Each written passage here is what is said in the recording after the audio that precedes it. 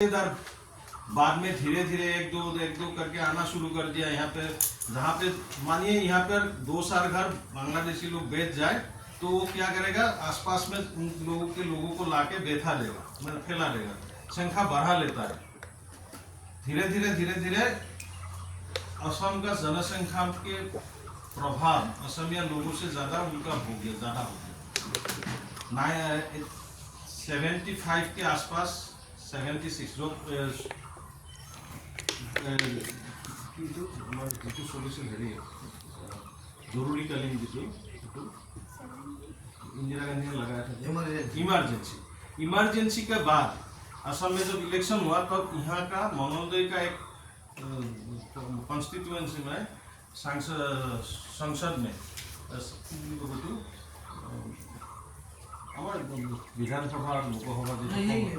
विधानसभा लोकसभा का जो इलेक्शन हुआ तब यहाँ पे समष्टि मतलब विधानसभा क्षेत्र में जहाँ हिंदू जनसंख्या ज्यादा था वहाँ पर एक मुस्लिम आदमी ऐसे काफी वोटों से जीत गया।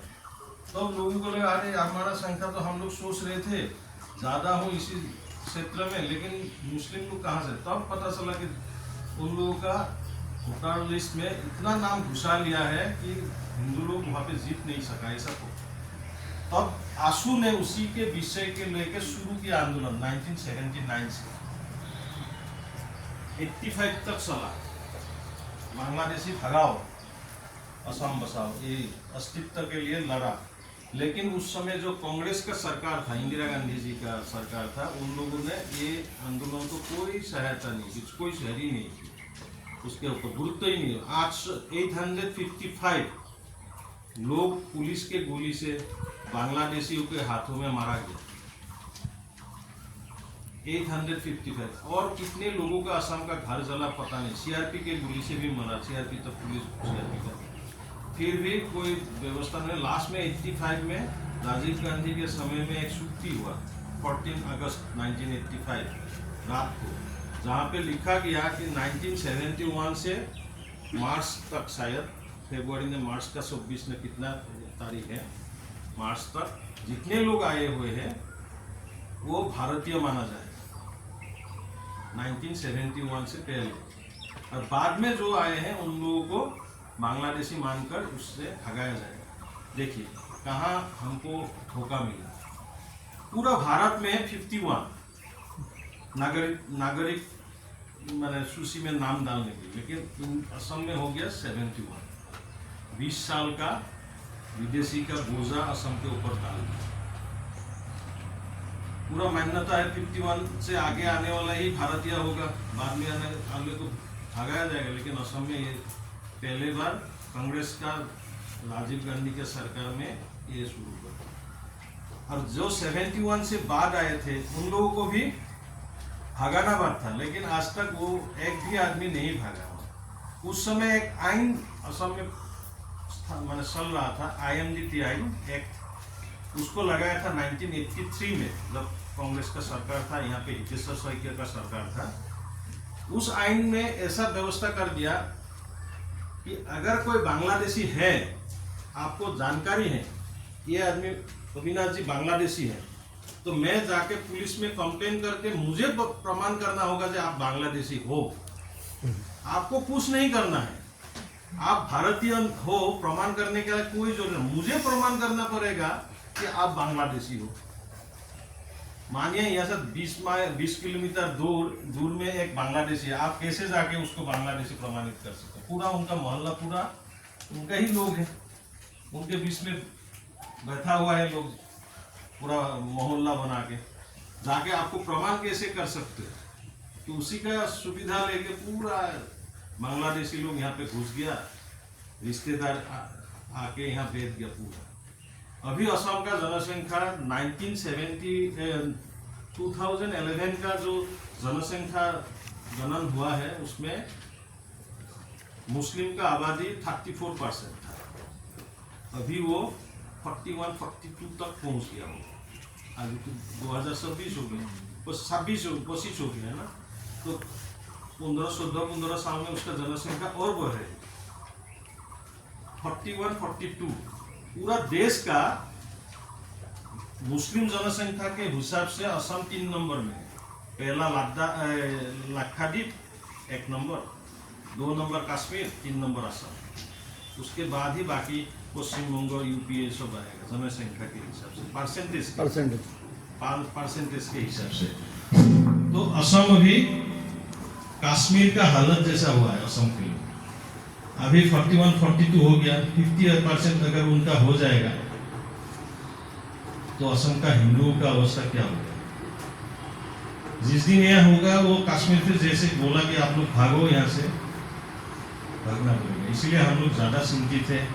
एनआरसी बना, असम आंदोलन में ये तय हुआ था कि भारत असम में एनआरसी बनेगा। एनआरसी का भित्ति वर्ष वो 71 ही माना। अभी एनआरसी में इतना बड़ा घोटाला हो गया कि 3 करोड़ 11 लाख कितने एनआरसी में संख्या हुआ है, 3 करोड़ 11 लाख कितना हजार हुआ है मैंने एंट्री नाम, और 19 लाख माने लगभग 20 लाख लोगों का नाम एनआरसी से बाहर है। ये जो 20 लाख है ये बांग्लादेशी नहीं है, जिसका नाम एंट्री नहीं है। ये लोग ज्यादा से ज्यादा असमिया के लोग ही है, ट्राइबल लोग हैं, बाकी बांग्लाभाषी हिंदू हैं और असमिया लोग भी है जिसका पास कोई कागज नहीं था, मतलब जमीन का पत्ता सब नहीं था। ऐसा बांग्लादेशी लोग क्या किया, अपने कागज वगैरह डुप्लीकेट बनाकर भी उन लोगों ने अपना नाम घुसा लिया एनआरसी में। इसीलिए हम लोग बोल रहे हैं कि ये एनआरसी हम लोग मानेंगे नहीं। ये जो अभी बताया प्रतीक हजेला, एनआरसी बनाने वाला ऑफिसर था, वो था मध्य प्रदेश का, इंदौर का प्रतीक हजेला। उसने इतना घोटाला किया है यहाँ पर, 70-80 लाख बांग्लादेशी लोगों को वो एनआरसी में नाम एंट्री करने के लिए रास्ता खोल दिया। ये एनआरसी बना था सुप्रीम कोर्ट के निर्देश में और सुप्रीम कोर्ट का निगरानी में, लेकिन वहां पे भी बहुत बड़ा घोटाला हुआ। और तब एनआरसी का सुप्रीम कोर्ट का जो चीफ जस्टिस था वो भी असम का ही था, रंजन गोगोई। इसमें कितने करोड़ का हिसाब से पैसा का लेन देन हुआ है हमको पता नहीं, लेकिन महाराज जी जो बोला है मिडिल ईस्ट का पैसा, बहुत पैसा खर्च किया। कैसे हुआ है ये सब एनआरसी में घोटाला? छोटा सा एक उदाहरण देता हूँ। एनआरसी मैंने नाम एंट्री करने के लिए डाटा ऑपरेटर कंप्यूटर चलाने के लिए लोगों को अपॉइंट किया था। जितना अपॉइंट किया था लोग, ज्यादा मुस्लिम लोग थे। वो मुस्लिम लोग इतना वहां पर अपॉइंट हो गया कि वो लोग कागज देखा ही नहीं, नाम एंट्री कर दिया वहां पर। इस विषय के ऊपर हितेश देव शर्मा जो तब सेकंड ऑफिसर था, उसने विरोध किया, ये तो गलत हो रहा है। वो रोकने के लिए काफी उसका प्रयास चलाया, लेकिन वो रोक नहीं पाया। संदेह है सुप्रीम कोर्ट का चीफ जस्टिस भी उसमें जुड़ा हुआ होगा, हम लोग का अभी लगा है। हम हितेश देव शर्मा के साथ काफी समय से जुड़ा हुआ है, तो वो बोल रहा है कि मुझे तो ऐसा लगता है कि रंजन गोगोई भी उसमें ताला लिखाया है, नहीं तो उसको ऐसा नहीं करना चाहिए। तब असम में बाद में पहले तो शुरू हुआ था, कांग्रेस सरकार में शुरू हुआ 2014 से पहले एनआरसी बनाने का काम, खत्म हुआ था बीजेपी सरकार के समय। 2019 में उसका ये निकला पूरा एनआरसी का सूची। लेकिन हाँ, उसको यही एक बात हमारे लिए अच्छा है कि एनआरसी अभी तक लागू नहीं हुआ, सरकार ने उसको मान्यता नहीं दी। लेकिन अगर उसको मान्यता मिल जाए, जो 70-80 लाख बांग्लादेशी लोग का नाम वहाँ पे घुस गया है, वो लोग भारतीय बन जाए, और बाकी जो 19 लाख हिंदू लोग वहाँ पे ज्यादा हैं, मानिए 16-17 लाख हिंदू लोग हैं, उसका नाम ही कट जाए, तो उसके ऊपर विरोध चल रहा है, लेकिन कब नेशनल, कब भारत सरकार का, कब असम गवर्नमेंट का मत अच्छा होगा पता नहीं। उन लोग तो शुभबुद्धि कब उदय होगा, उसका पुनर्निरीक्षण माने री एनआरसी बनाने का काम कब से शुरू होगा पता नहीं। और कैग जो सेंट्रल गवर्नमेंट का जो कैग नाम का एक संस्था है जिसने ये सब सरकार का मैंने रिपोर्ट करता है, पैसा का हिसाब देखता है, कैगो का रिपोर्ट में भी 260 करोड़ का घोटाला का बारे में कैग का रिपोर्ट में भी उल्लेख है। 207 करोड़ रुपया का घोटाला हुआ है एनआरसी बनाने के समय, लेकिन सरकार ने उसके ऊपर कोई जांच कमेटी नहीं बताया।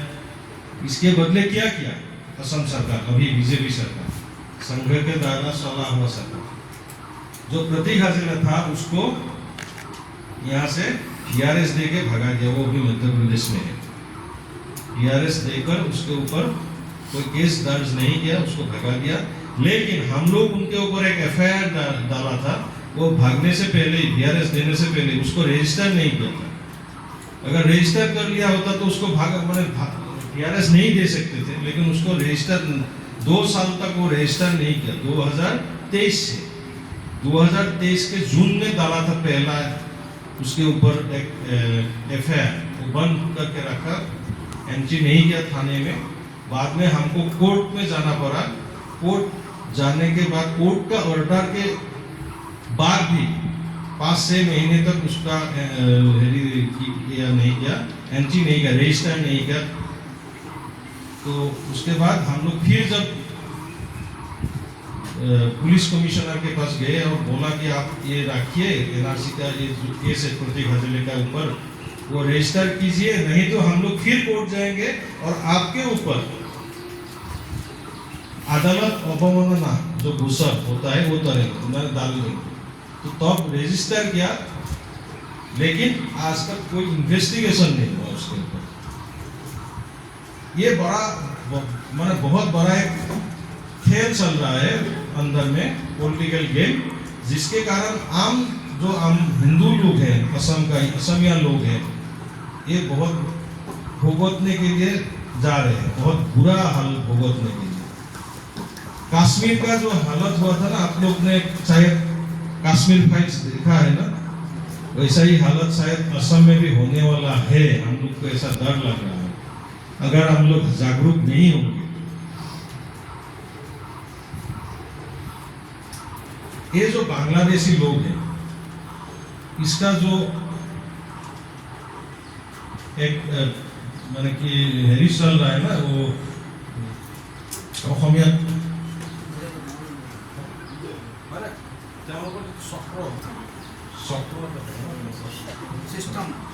उसका जो सिस्टम है, बांग्लादेशी लोगों का सिस्टम ऐसा है कि उनको सहायता करने के लिए असम में उन लोगों का लोग तो है ही, बाहर से भी लोग उनको पैसा डाल देते हैं। जैसे आप लोग को पता है, एक संगठन है PFI,